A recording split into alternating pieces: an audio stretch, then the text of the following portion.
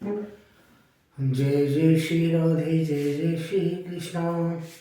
मित्रों, मैं महेश पाठक श्रीधाम वृंदावन से आपकी सेवा में आज कुछ ज्योतिष की एक जरूरी जानकारी आपके सामने शेयर करना चाहता हूँ। कुंडली ये आपके सामने है, ये खाका होता है कुंडली का हमारे ज्योतिष में।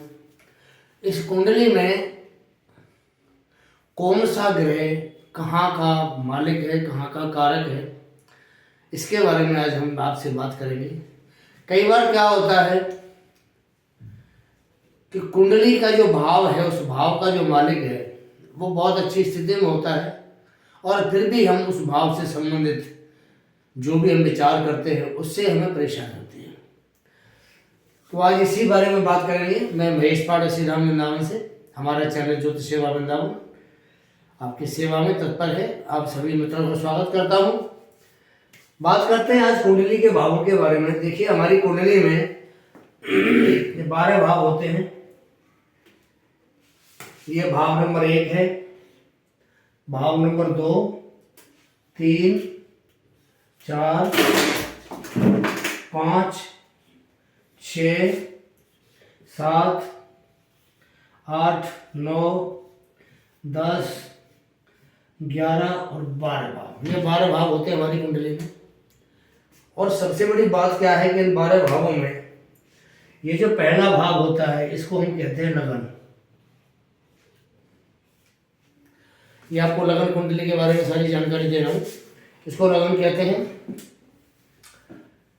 अब सबसे पहले देखते हैं कि लगन से हमें क्या विचार करना होता है, लगन से हम क्या देखते हैं, इस लगन का ज्योतिष के अंदर क्या महत्व है। अभी हम बहुत सारे लोगों की कुंडली देखते हैं तो वो अपनी राशि की बात करते हैं कि मेरी तो ये राशि है जी, आप मुझे क्या बता रहे हैं। हम उनसे कहते हैं कि नहीं, हम लगन के हिसाब से कुंडली विश्लेषण करते हैं, लगन के हिसाब से कुंडली का प्रेडिक्शन करते हैं। तो वो कहते हैं नहीं जी, हमारी तो राशि ये है। तो मैं आज आप सभी दर्शकों को ये बताना चाहता हूँ कि राशि और लगन में फ़र्क क्या होता है, राशि क्या होती है और लगन क्या होती है। इस वीडियो को ध्यान से देखें और अंत तक देखें। वीडियो थोड़ा लंबा हो सकता है, लेकिन आपकी जानकारी के लिए बता दूं, ये वीडियो बहुत ही आपके लिए अच्छा है। लगन का मतलब होता है हमारा पूरा शरीर। जो शरीर हमें परमात्मा ने दिया है, ये पूरा शरीर हमारा लगन का मतलब होता है। इससे हम क्या विचारते हैं, इससे विचारते हैं कि हमारा शरीर कैसा है, ठिगना है, लंबा है, मोटा है, पतला है, काला है, गोरा है, शरीर की सेहत कैसी है, पर्सनैलिटी कैसी है, हमारी शक्ल सूरत कैसी है। इसी से हम ये विचारते हैं। लगन जहाँ लिखा है, लगन से हमें ये विचार करना होता है। अब लगन का जो कारक होता है वो कौन है। मैंने आपको भाव बताए हैं, पहला भाव, दूसरा, ये सब भाव हैं। यहाँ कोई भी नंबर हो सकता है, ये भाव पहला ही रहेगा, ये भाव पहला ही रहेगा, लगन ही रहेगा, नंबर कोई हो सकता है। 1 भी आ सकता है इसमें, 6 भी आ सकता है इसमें, 8 भी आ सकता है। नंबर से यहाँ कोई फर्क नहीं पड़ता। फर्क पड़ता है सिर्फ इस भाव से कि ये भाव एक पहला नंबर का भाव है और इसको हम लगन कहते हैं। अब लगन का जो कारक है वो कौन है, वो है सूर्य। कई बार क्या होता है कि जो हमने अगर सूर्य से विचार करना होता है या हमने लगन के बारे में विचार करना होता है तो हमें साथ में सूर्य को भी देखना पड़ेगा कि सूर्य इस भाव का कारक है, तो इस भाव की पोजीशन क्या है, सूर्य की स्थिति हमारी कुंडली में क्या है। तो हमें सूर्य को विचारना पड़ेगा। बिना सूर्य को विचारे हम इस भाव से संबंधित कोई भी फलादेश नहीं कर सकते।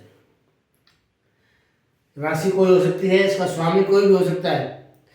देखिए, कुंडली में 3 चीज होती है। पहला होता है भाव, दूसरा होता है भावेश और तीसरा होता है कारक। भाव का मतलब ये भाव कौन सा है, हमें ये क्या हमारी कुंडली में है, क्या शो करता है।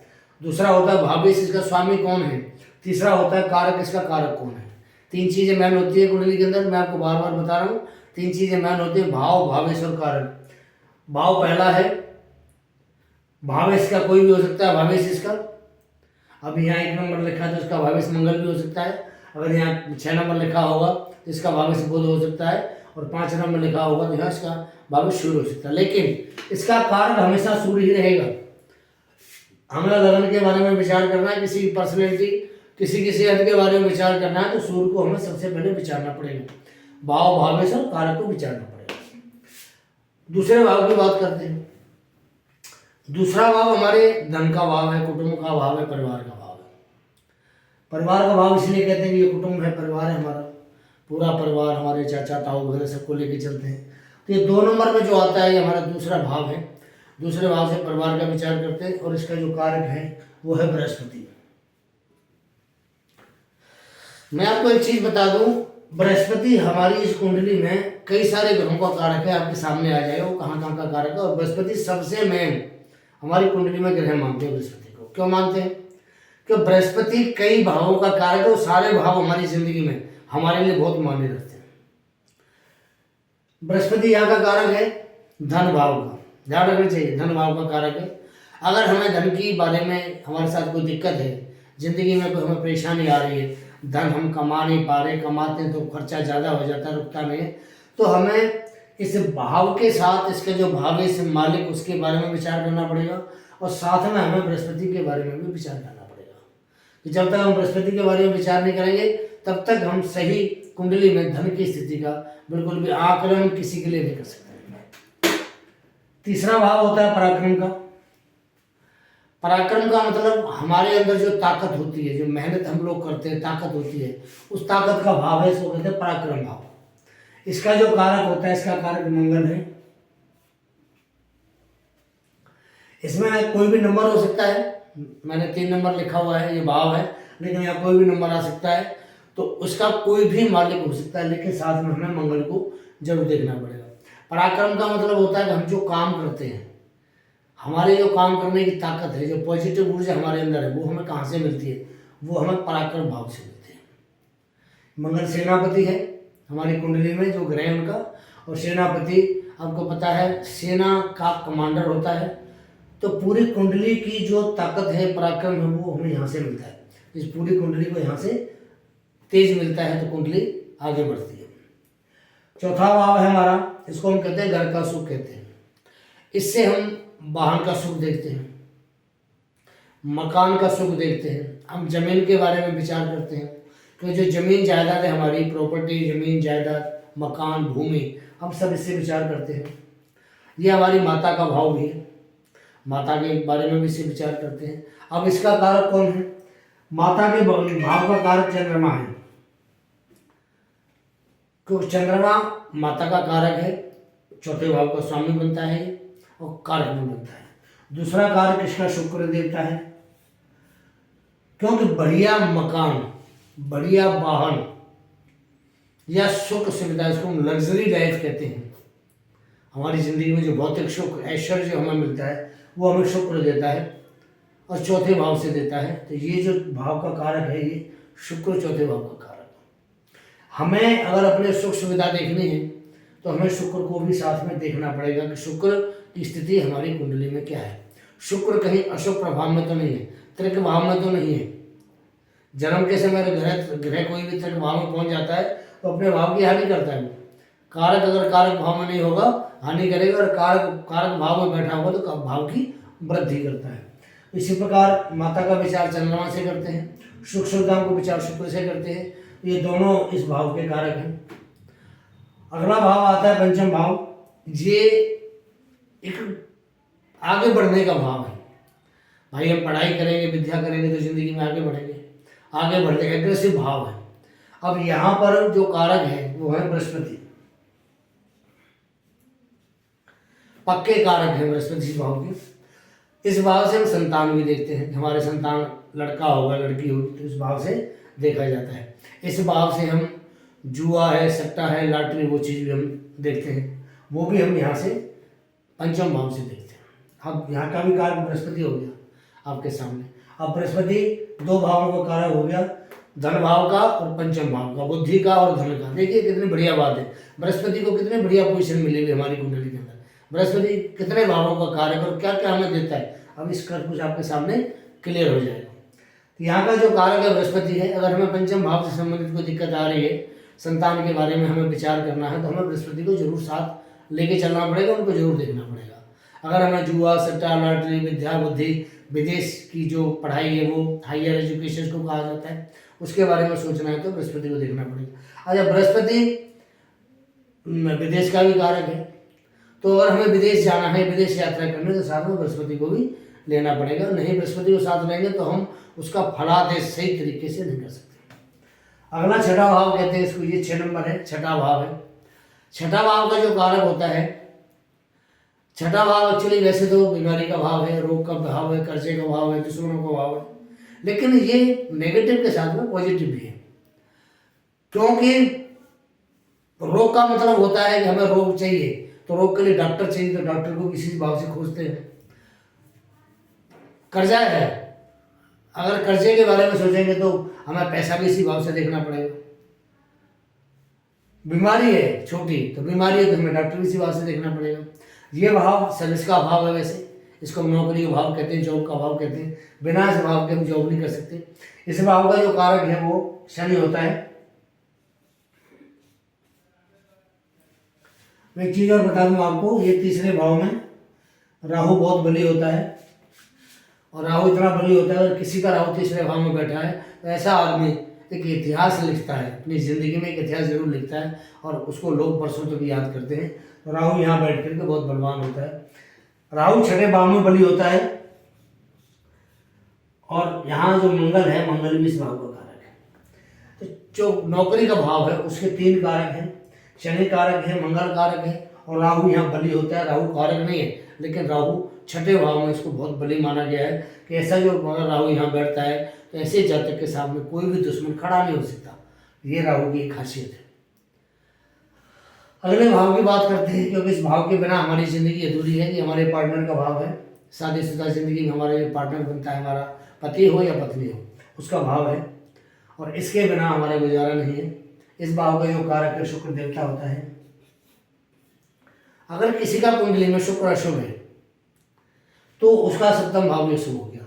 शुक्र की यह युति कुंडली में राहु के साथ हो, केतु के साथ हो, कई बार शनि के साथ भी होती है, मंगल के साथ भी होती है, तो वो शुक्र के ऊपर प्रभाव पड़ता है।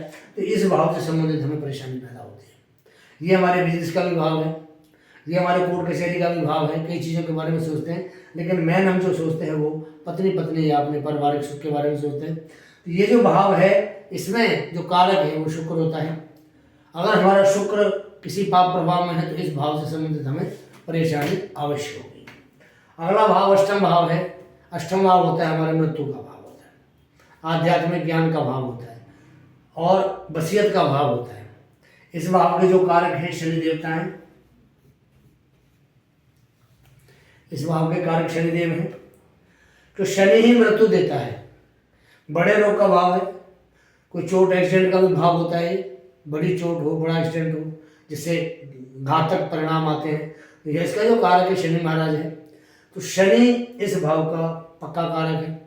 अगर हमें अष्टम भाव के बारे में विचार करना तो साथ में शनि की स्थिति को लेना भी बहुत जरूरी होता है, कि बिना शनि को साथ लिए अष्टम भाव का विचार करना ठीक नहीं है। आपको मैं फिर बता रहा हूँ, भाव, भावेश और कारक, ये भाव है अष्टम, मृत्यु का भाव है। भावेश या कोई भी हो सकता है मालिक इसका, लेकिन जो कारक है वो शनि है, पक्का कारक है यहाँ का। अगले भाव की बात करते हैं। अगला भाव हमारा भाग्य भाव कहलाता है। इसके जो कारक हैं वो है बृहस्पति। आपने देखा बृहस्पति यहाँ के भी कारक, पंचम भाव के कारक, और बृहस्पति भाग्य भाव के कारक। तो अगर हम भाग्य के बारे में विचार करते हैं, किसी का भाग्य बढ़िया है, अच्छा है, यहाँ का मालिक कोई भी हो सकता है, कोई भी इसमें नंबर आ सकता है, 1 से लेकर के 12 तक कोई नंबर आ सकता है। वो भावेश होगा, जो नंबर आएगा भावेश होगा। भाव भाग्य है, कारक बृहस्पति है इसका। हमने अगर भाग्य के बारे में विचार करना है तो बृहस्पति को साथ लेके चलना पड़ेगा, साथ सोचना पड़ेगा, तभी हम भाग्य के बारे में सही फलादेश कर सकते हैं। अदरवाइज हम कंफ्यूज हो जाएंगे। इसका एक कारक और है, इसका कारक सूर्य भी है। सूर्य कारक है या पिता का, क्योंकि ये जो भाव है ये पिता का भाव कहते हैं इसको। नवम भाव पिता का है, धर्म का भाव है, तो इसका एक कारक सूर्य भी है। अगर हमें पिता के बारे में विचार करना है तो हमें सूर्य को साथ लेके चलना पड़ेगा। बिना सूर्य को साथ लिए हम कभी भी भाग्य भाव के बारे में या पिता के बारे में विचार नहीं कर सकते। ये आपको मैंने नवम भाव दिखाया। अगला भाव दसम भाव है। इसके जो कारक है वो कौन है? इसके पहले जो कारक है वो है शनि महाराज, क्योंकि यहाँ शनि की राशि आती है कालचक्र कुंडली में, यहाँ 10 नंबर आता है, मकर राशि बनती है, तो कारक शनिदेव है पहले कारक। दूसरे कारक है इसके बृहस्पति, तीसरे कारक है इसके बुध। शनि है इसलिए कारक है कि शनि को हम कहते हैं कर्म फलदाता। कर्म फलदाता शनि कैसे बनता है आपके सामने है, क्योंकि ये दसम भाव का कारक है। कारक है दसम भाव से संबंधित, हमें जो जो चीज के बारे में हमने विचार करना है हम करेंगे, तो ये हमें दिखाएगा कि यहाँ शनि की स्थिति हमारी कुंडली में क्या है। तो वो जो कारक तत्व है शनि का, वो यहाँ से देखा जाएगा दसम भाव से, कि जातक व्यापार करेगा, कि जातक नौकरी करेगा, दुकान करेगा, ट्रेडिंग करेगा, क्या करेगा, इसका प्रोफेशन क्या होगा, इसका कर्म क्या होगा, क्या काम करके अपनी जीविका चलाएगा। तो सबसे पहले विचार करते हैं शनि महाराज से, दूसरा विचार करते हैं बृहस्पति से, और तीसरा विचार करते हैं बुध के, क्योंकि बुध व्यापार का कारक होता है। बुध जो है व्यापार का कारक है। बृहस्पति ज्ञान का भी कारक है। तो यहाँ बैठ करके ये ज्ञान भी देता है, ज्ञान की एक जो परिकाष्ठा होती है वहाँ बृहस्पति के अंदर यहाँ दसम भाव में पूर्ण होती है। तो आपने देखा होगा कि बहुत सारे अध्यापक हैं, टीचर हैं, प्रोफेसर हैं, या कोई बड़े जज हैं, उन सब की बृहस्पति ज़्यादातर दसम भाव में होती है। ये पॉलिटिक्स का भाव भी होता है। पॉलिटिक्स के बारे में विचार करना हो तो यहाँ राहु का विचार करना चाहिए, तो दसम भाव में राहु बहुत बड़ी होता है, पॉलिटिक्स के लिए बहुत बड़ी होता है। मैं बता देता हूँ आपको कि राहु पॉलिटिक्स के मामले में बहुत बिजी होता है, इतना बड़ी होता है। अगर किसी का राहु दसम भाव में बैठा हुआ है तो ऐसा जो आदमी बहुत बड़ा एक राजनेता बनता है। लेकिन बिजनेस व्यापार के लिए शनि, बृहस्पति और बुध ये तीन ग्रह कारक होते हैं, और इनके बिना विचार किए हम दसम भाव के बारे में विचार बिल्कुल भी नहीं करना चाहिए, ना हम कर सकते हैं। अगला भाव है जी 11वां भाव, इसको कहते हैं हम लाभ भाव। लाभ का मतलब कि हम जो भी हमने काम किया, नौकरी करी या हमने व्यापार किया, उसके बाद हमें धन मिला, यहाँ लाभ हुआ, आय आई हमारी आय, इसको कहते हैं इनकम। ये इनकम का भाव है, ये खर्चे का भाव है। यहाँ से काम किया, नौकरी करी, पैसा कमाया, कितना लाभ हुआ और कितना खर्चा हुआ, खर्चे के बाद जो लाभ है वो यहाँ आता है। इच्छा पूर्ति का भाव भी कहते हैं इसको, इच्छा पूर्ति का भाव भी है। और ये जो लाभ भाव है, लाभ का भाव है, इनकम सोर्स का भाव है, कि हमारी सोर्स कहाँ से आई थी और हमें कितना प्रॉफिट हुआ है, इसका एकादश भाव से विचार करते हैं। अब इसके कारक कौन है? इसके कारक हैं बृहस्पति। आपने देखा कि बृहस्पति यहाँ के भी कारक है, यहाँ के भी कारक है, यहाँ के भी कारक है, पंचम के कारक है, द्वितीय भाव के कारक है। हमारी कुंडली में बृहस्पति की स्थिति 5 भावों का कारक बृहस्पति अकेला है। और जो ग्रह 5 भावों का कारक होगा, आप समझ सकते हैं उसकी हमारी कुंडली में अहमियत क्या है। तो गुरु बृहस्पति बहुत बड़ी अहमियत रखते हैं, और ये जो अहमियत है ये बहुत बड़ी अहमियत मानते हैं, इसको छोटी अहमियत नहीं है।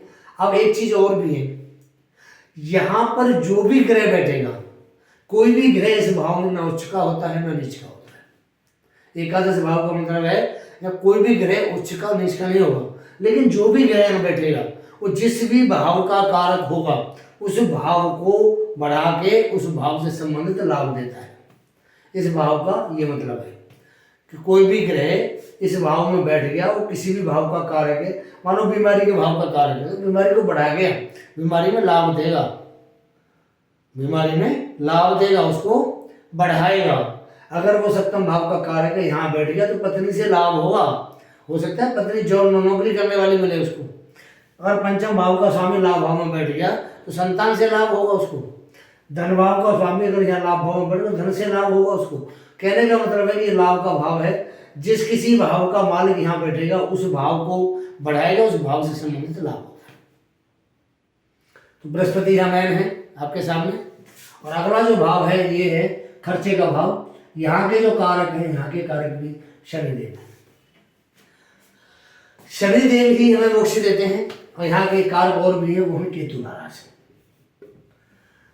क्योंकि जो आदमी जन्म लेता है उसके 2 ऑप्शन होते हैं। पहली बात तो उसने जन्म लिया, दोबारा फिर दुनिया में आएगा, फिर जन्म लेगा, फिर भुगतेगा, फिर जाएगा। लेकिन अगर केतु यहाँ 12वें घर में बैठा हुआ तो मोक्ष का कारक होता है केतु, और शनि उसके लिए उसको पूरा करने के कारक होते हैं। यहाँ पे बैठ के शनि खर्चे का मालिक भी है, कारक भी बनता है, यहाँ पे खर्चा भी कराता है। किस पर कराया खर्चा? रोग पर खर्चा करा सकता है, व्यापार में खर्चा करा सकता है, पत्नी के ऊपर खर्चा करा सकता है, भाग्य में खर्चा करा सकता है, अच्छी चीज़ों में खर्चा करा सकता है। लेकिन ये जो भाग है मोक्ष का भाव है हमारा, खर्चे का भाव और मोक्ष का भाव है। लेकिन यहाँ एक शर्त होती है, अगर बृहस्पति की दृष्टि केतु के ऊपर है और केतु किसी के 12वें घर में बैठा हुआ है तो उस जातक को मोक्ष मिलता है, उसका दुनिया में आना जाना बिल्कुल खत्म हो जाता है। ये बात हमारे शास्त्रों में वर्णित है, शास्त्रों में कहीं भी बात है, इसमें कोई भी बिल्कुल भी दो राय नहीं है। शास्त्रों में जो वर्णित है, शास्त्रों में जो कहा गया है, हम उस बात को लेके और बिल्कुल एकदम 100% श्योर।